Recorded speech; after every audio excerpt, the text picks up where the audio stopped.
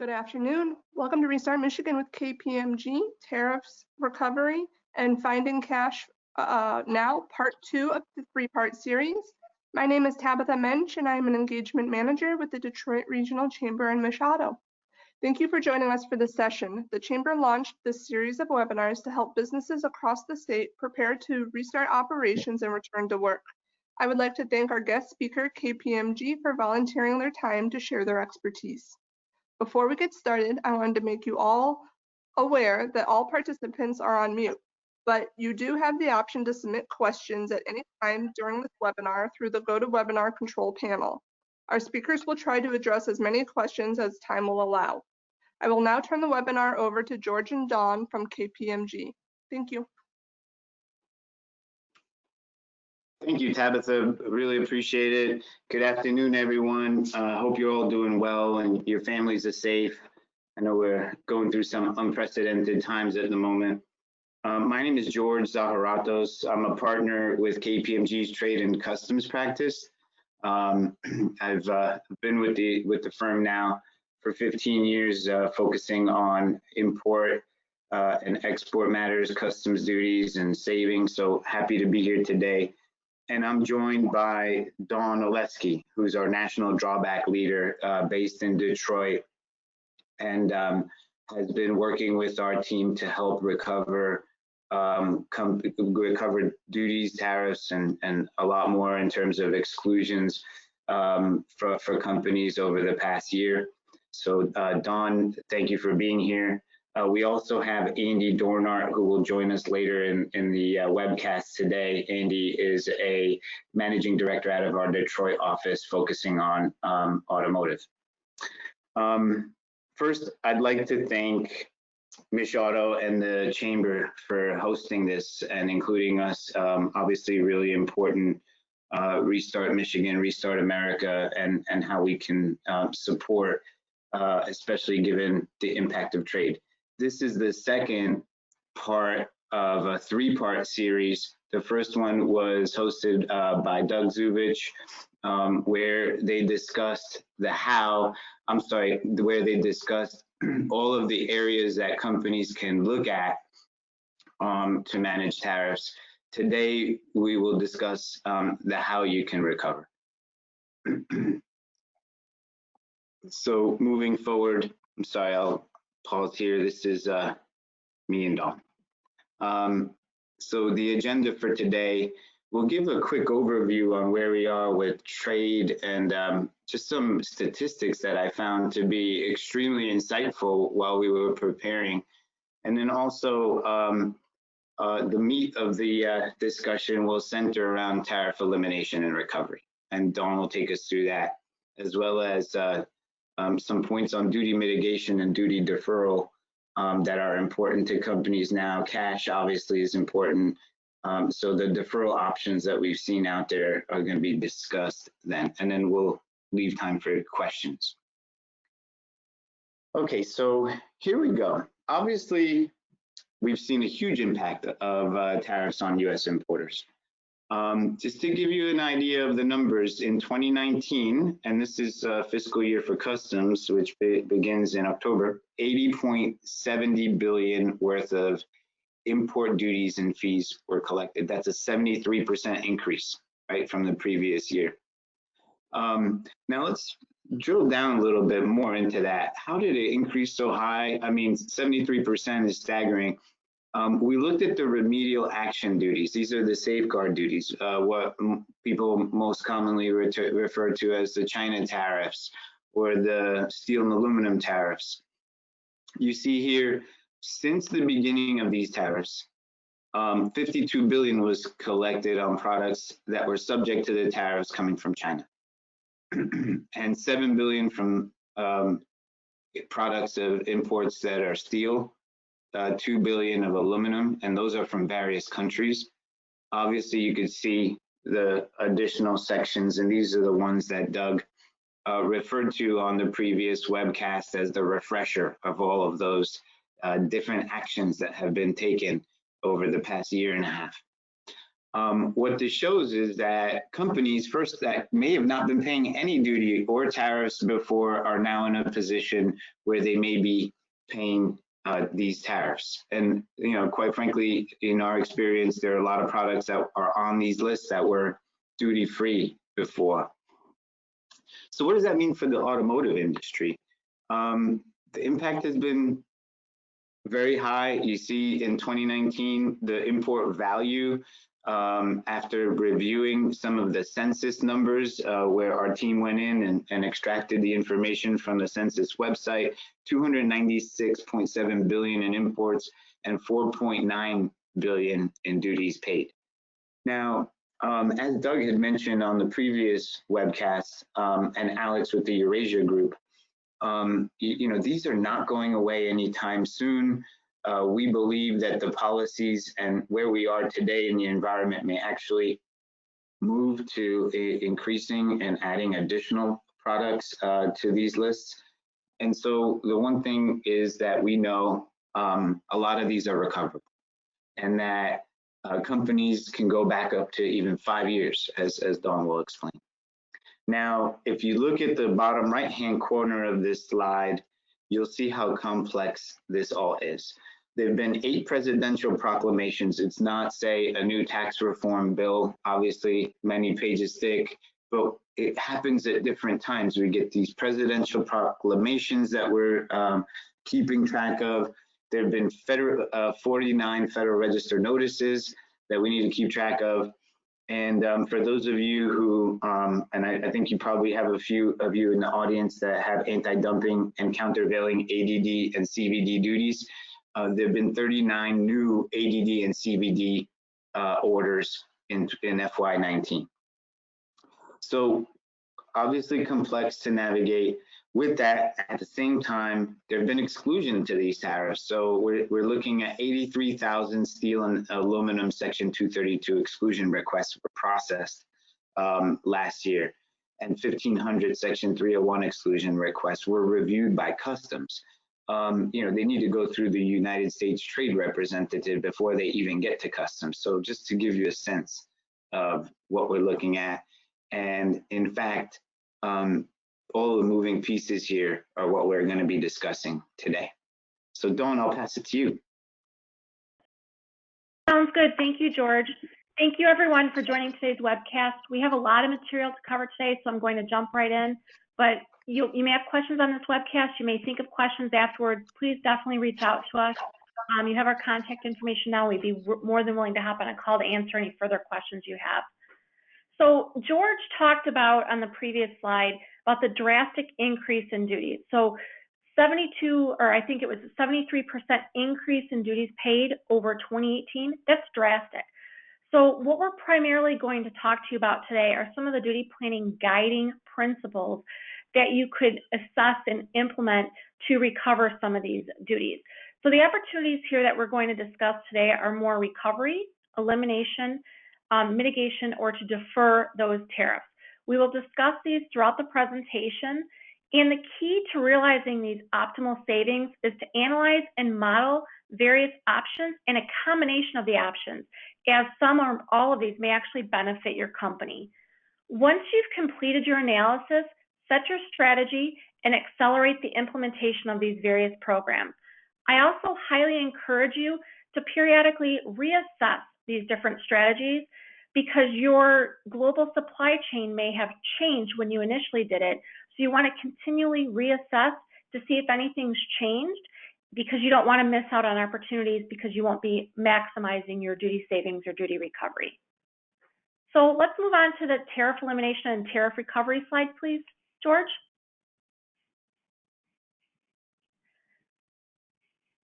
So many companies are impacted by the higher Section 232 tariffs for goods on imported steel and aluminum, and Section 301 tariffs for imports from China. Some of your imports, or actually your suppliers' imports, are actually impacted by these higher tariffs. So everything that we're talking about today, from a duty or a tariff elimination or a duty recovery, don't just think about your direct imports, also think about your suppliers, because they may ultimately be rolling over into the piece price to you, those higher tariffs. Or if they're not, they may need some assistance in recovering those tariffs. So really coordinate efforts with them. The good news is that there is an exclusion process for the Section 232 and 301 tariffs, as George had mentioned. What you need to do for this exclusion process is submit comments to request a product exclusion. These exclusions are typically granted based on product sourcing, impact on U.S. jobs, the product type, and also the need for the product. For example, are you able to source that product from a U.S. source or another country other than China? So they're going to look at things like that to determine if they will give you an exclusion of that tariff.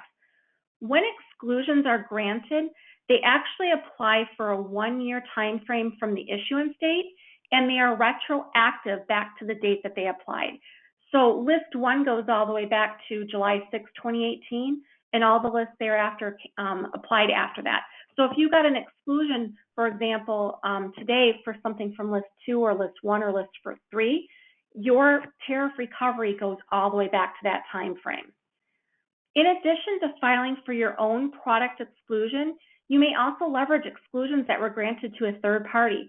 That third party may be one of your suppliers. That third party may not even be anybody that you're related to or that you do business with.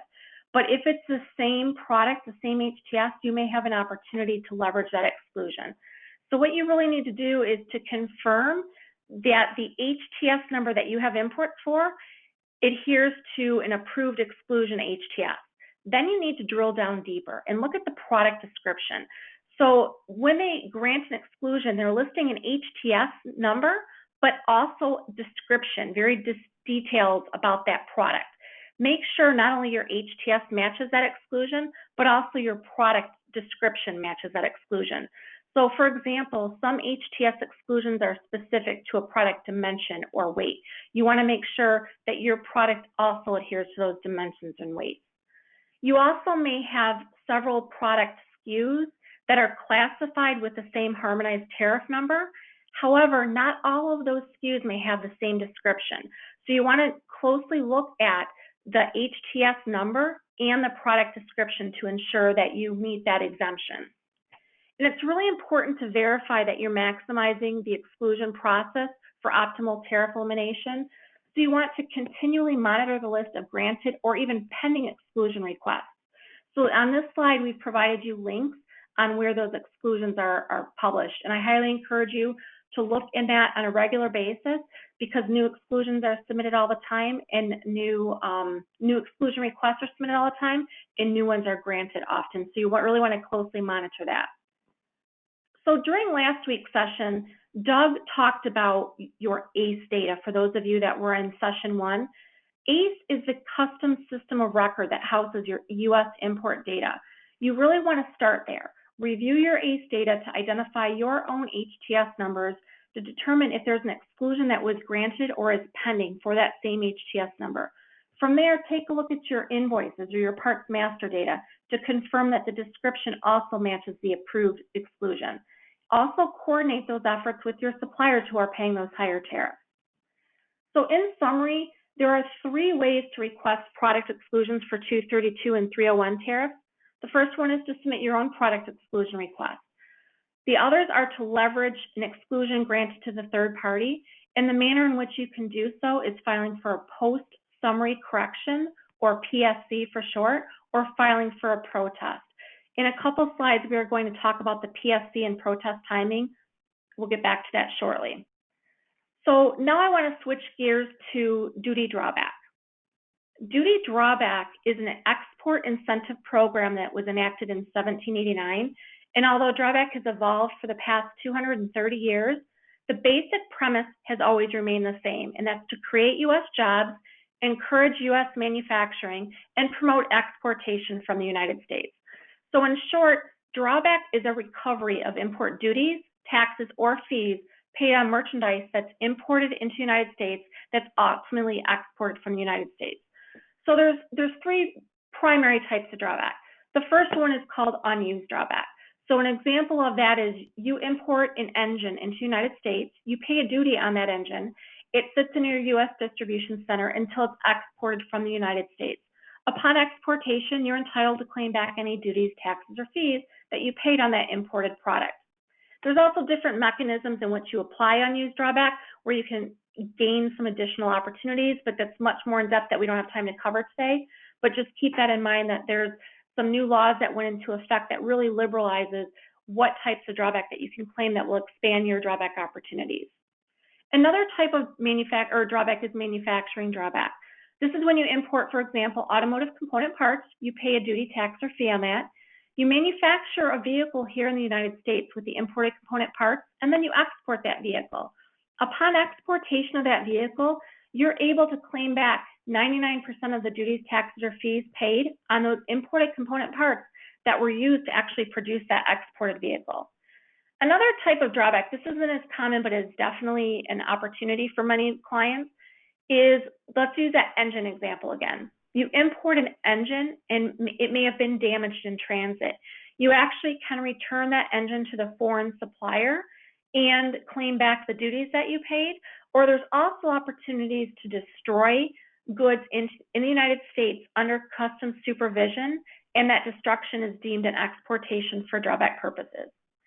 One thing to keep in mind when you're assessing your drawback opportunities is there were some free trade agreements that had a negative impact on drawback. First and foremost was NAFTA, and unfortunately the restrictions on drawback in NAFTA did carry through to the USMCA agreement. And the other one was the US-Chile Free Trade Agreement. So if you're exporting a lot to Canada, Mexico, Chile, just keep that in the back of your mind that you'll need to take that into consideration when assessing your drawback recovery. Drawback is both a retroactive and a prospective drawback program. So as George had mentioned, there's some recovery programs that you may be eligible to recoup duties paid up to 5 years ago. Drawback is that program. So if you've been importing for more than 5 years and exporting for more than 5 years and you've never taken advantage of drawback, that means you're losing money daily. So it's really critical that you start to move forward and develop a drawback program to save those imports before they fall off the shelf. If you have, let's say, an opportunity of $500,000 in drawback recovery annually based on export year, and you've never claimed drawback, your retroactive drawback opportunity is $2.5 million. And then you'll have a future drawback opportunity of $500,000 per export year. Drawback is the gift that keeps on giving. As long as you're importing and exporting and paying duties, there's an opportunity for you. There's also opportunities for you with indirect import and export transactions. So you may purchase from domestic suppliers who are importing or sell to domestic customers who are exporting. As long as you gain the cooperation of those third-party importers or exporters, you can qualify for duty drawback as long as you meet the requirements of the laws and regulations. Records are key to supporting a drawback program. Customs looks for not only data, but the records to substantiate that you imported the goods, you paid duty on the goods, that you actually exported the goods. They want to know where you're exporting the goods, what you exported, the date of export. So it's really critical that you have good record controls in place to ensure that it will support a drawback program. So what's next? The next step is to assess your drawback opportunity and eligibility. Start with analyzing your trade lanes and data to evaluate your potential. For example, are you importing from China? Manufacturing goods in the United States with that imported component, exporting to Brazil? If so, not only do you have an opportunity to recover drawback, you also have an opportunity for a duty exemption if your product qualifies. We also recommend performing drawback simulations to assess maximum drawback recovery. This is something we've seen tremendous gain in the automotive industry, especially based on a new law that went into effect. You may import vehicles and export a vehicle. You may also import component parts used to manufacture a vehicle in the United States and export it. Based on this new law, we're really finding that doing the simulation testing, we can see if you have a greater gain in drawback recovery by claiming imported vehicle to exported vehicle, or claiming a manufacturing claim and designating the imported component parts on a claim and designating it against your manufactured vehicle. So there's huge opportunities for you as well here. On the next slide, please, George. Thank you. So here is an example of a recovery strategy, and I hope that this becomes your future success story. I'm assuming that some of you are implementing some of these strategies, and hopefully after this three-part series, you'll implement more to really maximize your recovery. but we're seeing that OEMs and suppliers are really seeking to mitigate those duties by leveraging tariff exclusions and drawback for optimal savings. So in this example, you have an automotive OEM seeking to mitigate the impact of those higher tariffs for goods coming in from China, and also to obtain drawback refunds. And by obtaining those recoveries of the duties, whether it's through a 301 exemption process or drawback, you can theoretically reduce the piece price of the goods that you're selling, and you can sell more domestically to your domestic customers and also expand your global sales. So KPMG was engaged to support companies with obtaining drawback refunds. And what we first look at is both 301 and drawback. So we want to identify products covered by other granted 301 exclusions. So this is where we were talking about you can leverage the third-party exemptions that another company obtained, or you can file for your own exclusion. So we want to first look at your ACE data. You want to look at all of your HTS numbers to see if anything would qualify for a request or to leverage an existing exclusion. Then you want to quantify that. How much is at stake? Is it $10? Is it $1,000? Is it $5 million? You want to quantify what that impact is. Then you want to request the refund via the exclusion process. And then what remains in your duty pool bucket would be a drawback claim. So here's an example of assessing tariff elimination and drawback in parallel to lead to optimal savings. So HTS number 8511500000, it's for alternators. That HTS number and description was granted an exclusion. The 301 duties that were originally paid on that product was $1.5 million in duties. The normal duties on that product was $150,000. So let's say the duty rate was 2.5% pre-301 duties. Now they're paying an additional 25% on top of that. Now there's another product, it's an automotive sunroof glass panel, where an exclusion was not granted. The Section 301 tariffs paid on that product was $2.5 million. The normal duties paid were $250,000.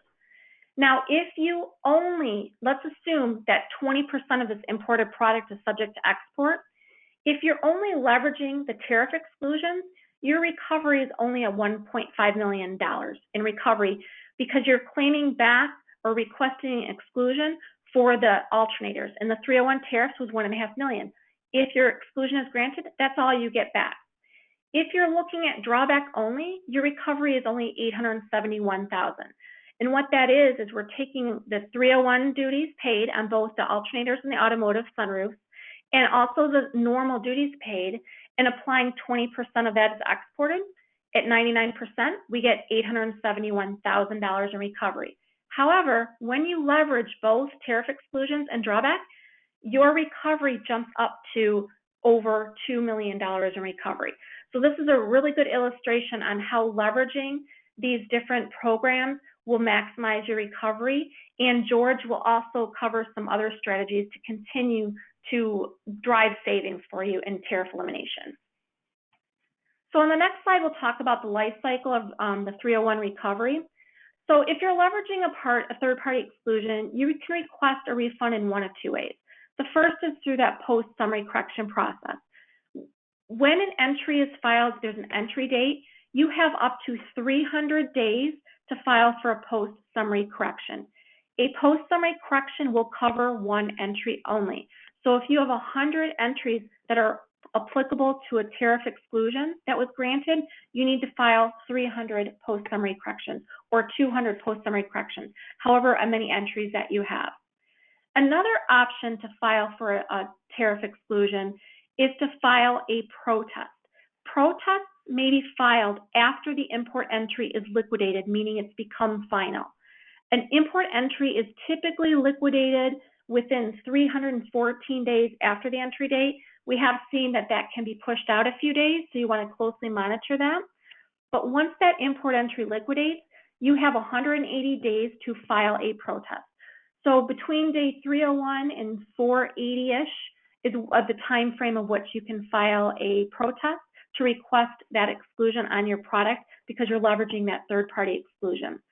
Also keep in mind that there may be some pending product exclusions that have not been decided upon. However, if you have import entries that have liquidated and you're coming up on that 180-day after liquidation timeframe to file a protest, you can actually file a protest pending that exclusion to protect those import transactions. If you don't file that protest within 180 days and then come day 181, that exclusion is granted, you're not protected because you didn't include those entries on that protest. So it's really critical that you closely monitor those timeframes. We've seen with PSCs, post-summary corrections, that those are typically received faster than protests. That's pretty much the norm that we've seen. However, we did file a protest for one particular client, and their protest was actually approved within 2 weeks. So that was really good news to see. I wouldn't expect that as the norm, but it was good to see that that does come through, and I do expect that some will trickle through like that as well from time to time. One thing you want to keep in mind too is we recommend signing up for ACH payments. You want the money to go directly from Treasury bank account into your bank account. If you're getting this traditional snail mail Treasury check, as many companies and people are working remote, we've seen since basically March, a lot of people aren't receiving their checks because they're not at the office to receive the mail. So we highly encourage you setting up ACH payments because you'll receive the money faster. Even when we're out of this, post-pandemic world and people are back in the office, I still encourage ACH because it will shave a matter of days off the time in which you get that payment. So it's important to proactively and regularly monitor the exclusions. As previously mentioned, exclusions granted apply for a year from issuance and are applicable retroactively to the date the higher tariffs are imposed. Also monitor approved and pending exclusions. You also want to monitor those exclusion expiration dates. So there are exclusions that were granted close to a year ago that are coming up due to lapse soon. So you want to monitor those dates so that way you're not automatically paying those higher tariffs because you want that exclusion period extended. Also, once those exclusions are renewed, they will again expire in a year. And as George had mentioned, we have no idea how long these higher tariffs are going to be at play. So continually monitor those websites that we showed you and monitor those dates to make sure that you're maximizing your full recovery. Not only do that for yourself, but also coordinate with your third-party suppliers that are being impacted by those higher tariffs. I want to thank you so much for your time today. Again, if you need any assistance with anything, please reach out to us, and we'd be more than happy to hop on a call with you. And I'm going to turn this over to George now, who's going to talk about duty mitigation and duty deferral strategies to reduce your duty liability. George? Thank you, Dawn. I appreciate it. And yeah, so we're going to switch a little bit here. Obviously, just eliminating duties altogether or recovering 99% of the duties you paid is where you start, right? We want to make sure to recover as much as possible. And the model that Dawn had showed us strives to do just that. But what happens if you've exhausted all those options? You don't have an exclusion on a certain product that's available to you, or perhaps you don't export as much volume as you import, which is very typical. And sometimes you don't even have customers that export enough to cover. So there are other ways to save on duties. And I want to talk about customs valuation to start. Obviously, the starting point would be to go to your suppliers and say, we need a lower price. And that has worked, especially in the beginning. As these tariffs rolled out, there was a lot of negotiation around pricing. And for purposes of customs, that invoice price is what's declared at the time of entry and upon which the ad valorem duty is calculated. So if you're not able to further negotiate pricing, and as we know, that is something that most companies have already gone out and done, we're looking at an area that's going to be increasingly of interest to both tax, finance, and actually all three trade and customs departments. And the reason why it's interesting is because for companies that are importing from a related party, and what we expect is there are companies that are going to have losses this year just due to the general economic environment. that those may result in transfer pricing adjustments. So let me just give an example here. Say hypothetically you import $100 million worth of goods, and those goods are all subject to the China tariffs at 25%, previously duty-free. Say at the end of the year you realize that the US company paid too much for those goods and didn't make a profit, in which case there needed to be a transfer pricing of $25 million, right? So if you take that amount and turn it to 75 million, now $25 million reduction times the 25% is what you can go back to customs and recover if you have the right criteria and meet the conditions of what a transfer pricing adjustment results in a customs duty refund. And there are 5 criteria that need to be met that customs has outlined that companies could go back retroactively after a transfer pricing adjustment is made to recover duty. And that's something that I know we can't cover in detail on this call today, but it's certainly something that companies are looking at, especially in anticipation of losses at the end of the year. Okay, so in that example, if you think about a $25 million decrease in cost of goods as a result of a transfer pricing adjustment, you know, your savings could be $6.25 million, you know, or more if you consider merchandise processing fees and everything else. Cost unbundling, I'll touch on this quickly, but it's a concept that has been used for a long time, and it's just by virtue of the fact that to the United States is based on the FOB value. And if you have other costs, things like port charges, overseas security fees at the port, certain agency fees, those could be stripped out of that price. And there are rulings that have been published to show can be removed to get to a lower price, so your dutiable value goes down. Similarly, first sale for export involves a tiered transaction where, you know, say you have a factory selling to a middleman. It could be related to the factory overseas, or it could be related to your company as an importer in the US, and then the US importer. When you have a tiered transaction like that and you meet the requirements of first sale, which is the goods are being shipped directly, you have a documentation trail between all the parties from PO to payment, and that you meet the rest of the conditions for first sale related to record keeping, that you can use the factory price to the middleman, which is the lower price. And this has been used for many years, especially in the apparel and footwear world, where normal duty rates have been average 20%. I know sweaters, for example, are 33%, and you know, footwear could be at 20%. So they've been using it for a long time. The big box retailers have been using it for a long time.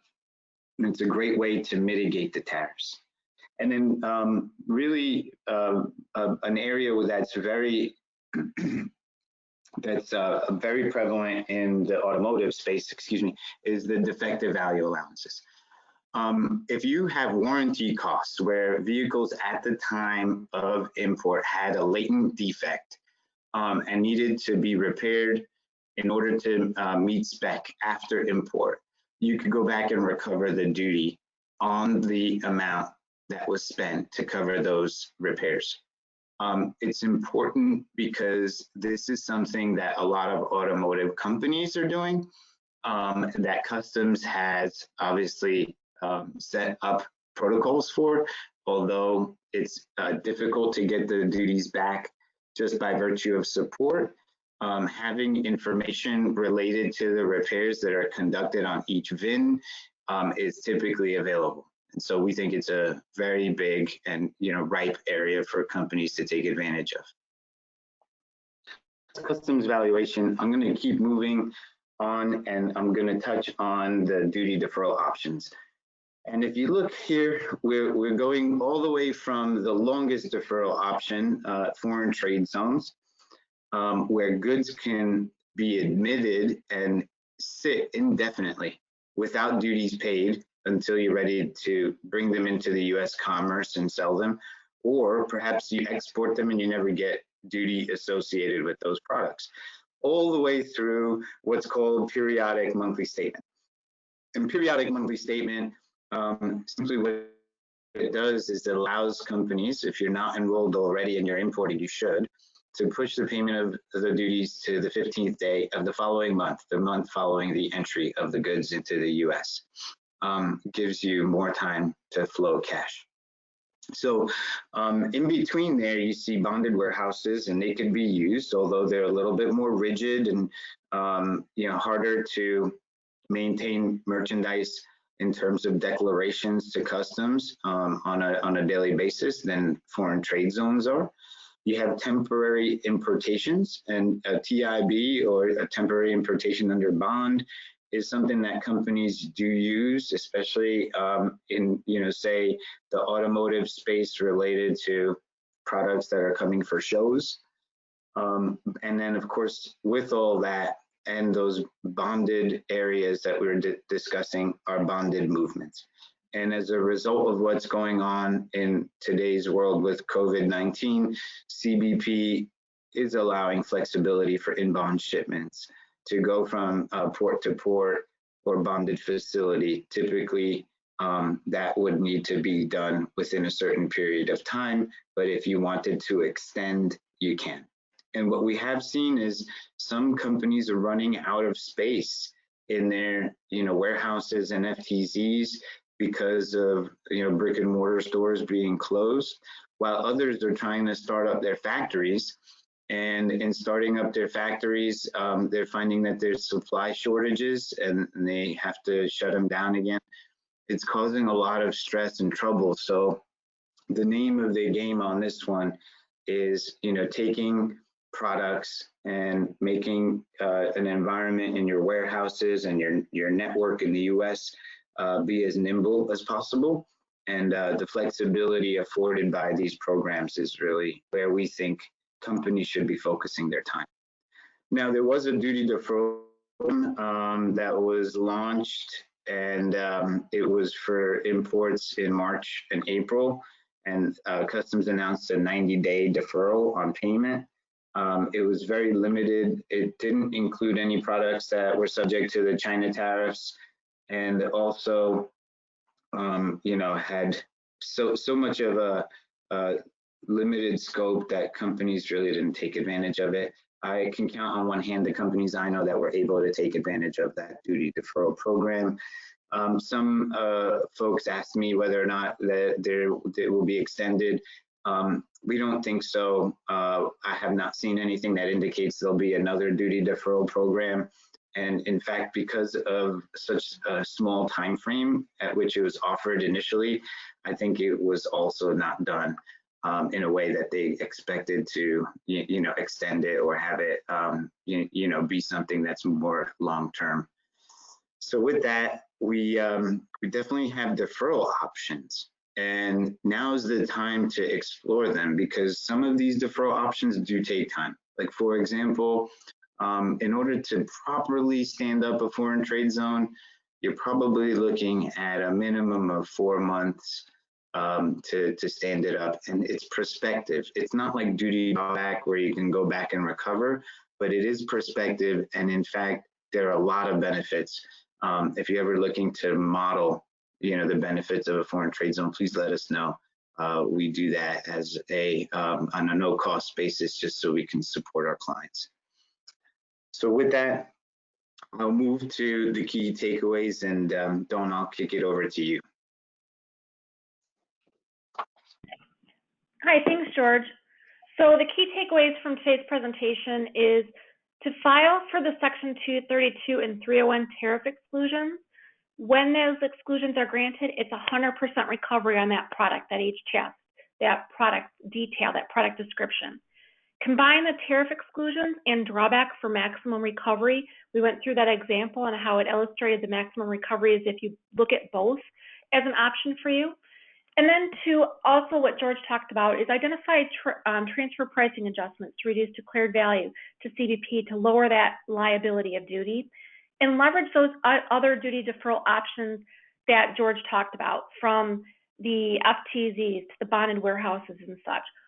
You don't look at just one or the other, look at a combination of all of them, because it's very possible that all of these are options for you that will maximize your deferral or recovery or mitigation strategies. So the next session is actually on Thursday, June 4th from 1 to 1:45, and that session is actually on tariff management, USMCA, and how to get ready for that, which is going into effect July 1st. And Andy Dorner is going to be conducting that presentation with Rada from KPMG. Yeah, and maybe we go to Andy for some questions. Andy, if you're on the line, I just want to ask you, and this is a question that has been brought to us often, especially in the automotive world. You know, suppliers pass duties onto OEMs. How can we be sure they're passing on the right amount? And what are the opportunities here for both, you know, the customers, the OEMs, and the suppliers? Right, well, yeah, thanks, George. So we're working with one car company that's buying imported steel and aluminum, and their suppliers are paying the 25% tariff on steel and 10% on aluminum. And of course, those suppliers are trying to pass on additional cost to the OEM. So the OEM asked us, well, how do we know that they're not taking advantage of all the exclusions that are available out there? So that's one of the things. Information is put out on a portal by the US government. And in order to look at these, there's hundreds of thousands of these applications that are in a PDF form. We have developed a web scraping technology where we can extract all that data, put it into a table, and that way you can track each exclusion by type of steel or aluminum, the expiration date, the quantity. So that's helped that in that situation. And then also for just suppliers in general, you know, they want to make sure that they're trying to leverage their 301 exclusions that are available to them. Well, a lot of them are relying on their customs broker to make this match with the HTS code, but we've been casting a wider net that has looked at the description too. So we found a lot of situations where one supplier has been able to rely on another supplier's exclusion, go back and get a refund, as was explained earlier, and rely on that going forward. They also can keep track of when that exclusion will expire. So if they have the opportunity to file for their own exclusion in the future, they'll be able to plan for it. That's great. Thank you, Andy. I appreciate that.